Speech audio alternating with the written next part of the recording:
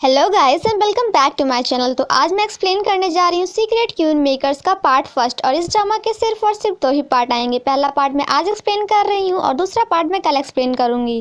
Explanation शुरू करने से पहले अगर आपने मेरे चैनल को सब्सक्राइब नहीं किया है तो प्लीज़ सब्सक्राइब कर लीजिए और बेल आइकन को प्रेस कर दीजिए ताकि आप मेरे आने वाली वीडियोज़ की नोटिफिकेशन मिस ना करें। साथ ही साथ अगर वीडियो अच्छा लगे तो उसे लाइक एंड शेयर भी करें। तो चलिए एक्सप्लेनेशन स्टार्ट करते हैं। Like a Hellcat.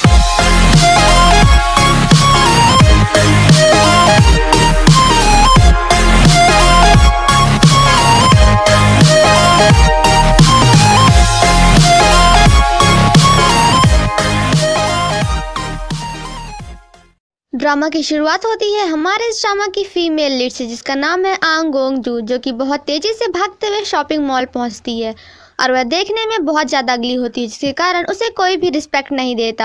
उसी मॉल में उसकी मुलाकात होती है उसकी फ्रेंड एंड कलीग से, जिसका नाम है वंग वीना, जो कि दिखने में बहुत ही ज़्यादा सुंदर है और उसे सभी पसंद भी करते हैं। वंग वीना गोंगजू के पास आती है और उसके ड्रेस और उसके मेकअप को लेकर उसकी बेइज्जती करने लगती है। तो यह सब सुनकर गोंगजू को थोड़ा अजीब लगता है, तो वह उससे कहती है कि उसे रेस्टरूम जाना है और वह लिफ्ट में चली जाती है, जहां उसे एक पोस्टर दिखता है जो कि ब्यूटी कॉन्टेस्ट का होता है। वहीं लिफ्ट में एक छोटा बच्चा गोंगजू को देख रहा होता है, तो वह उसे हाय बोलती है।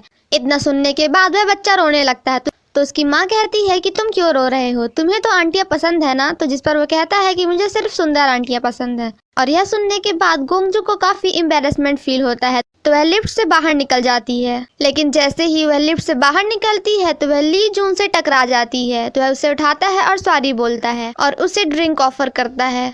तभी ली जून अपने कोट में से एक कूपन बुक निकालता है और गोंगजू को देते हुए कहता है कि शायद तुमने इसे गिरा दिया था।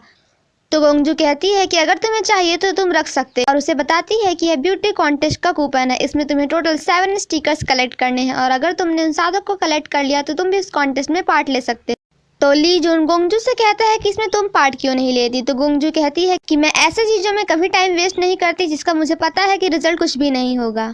तभी उसे उसकी फ्रेंड का फ़ोन आता है और उसे वहाँ से जाना पड़ता है। अपनी फ्रेंड के पास पहुँचने के बाद जब गोंगजू अपना बैग खोलने की कोशिश करती है तो उसका बैग नहीं खुलता और तब उसे ध्यान आता है कि जल्दी जल्दी में उसने ली जून का बैग उठा लिया है और वह भागते हुए उसी जगह पहुँचती है, पर ली जून वहाँ पे नहीं होता है, तो वह उसे काफ़ी ढूंढती है। एंड एट लास्ट गोंगजू को ली जून दिख जाता है, तो वह उसे फॉलो करती है, लेकिन उसे देखकर शॉक्ड हो जाती है क्योंकि वह एक दीवार के अंदर चला जाता है और उसे फॉलो करते करते वह भी उस दीवार की दूसरी तरफ चली जाती है, जो कि एक मॉल होता है, पर उस मॉल में कोई नहीं होता है।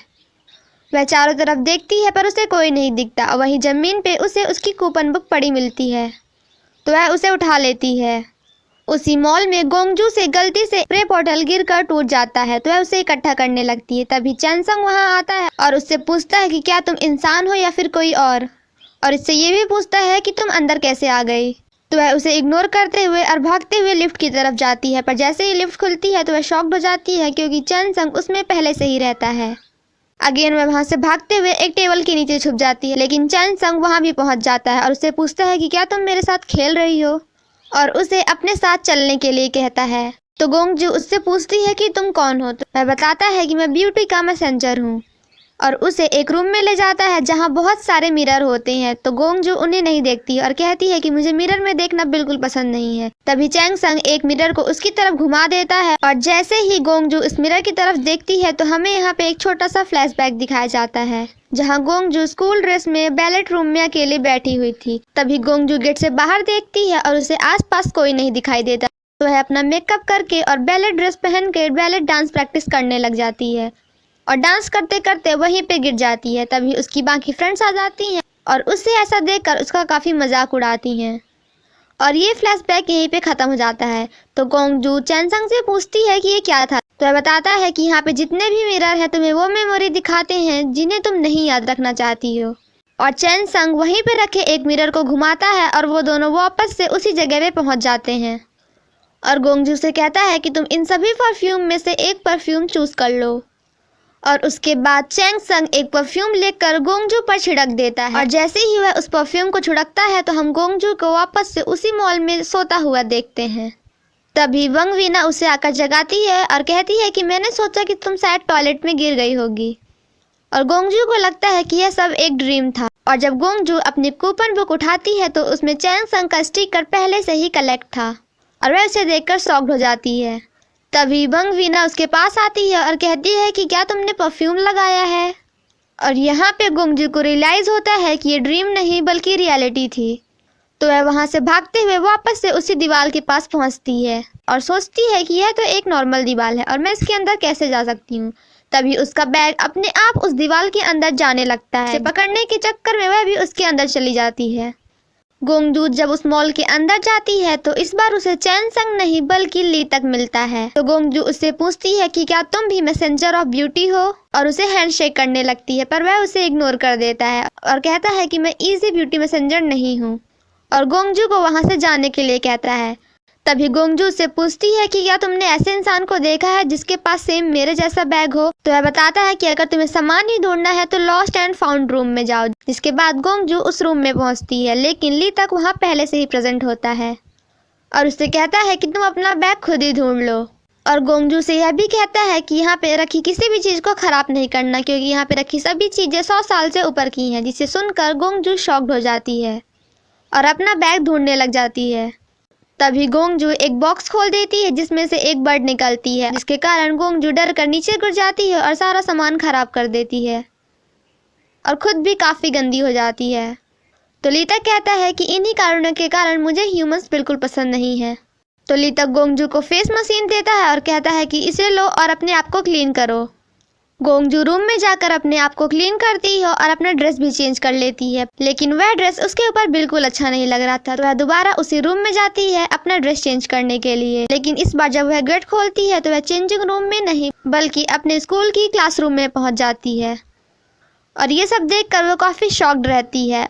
तभी हमें गार्डन का सीन दिखाया जाता है जहाँ पे एक लड़का गोंगजू को प्रपोज करता है। तो गोंगजू कहती है कि कोई मुझे कैसे पसंद कर सकता है। तो वह लड़का कहता है कि तुम मेरी नज़रों में बहुत ही सुंदर हो।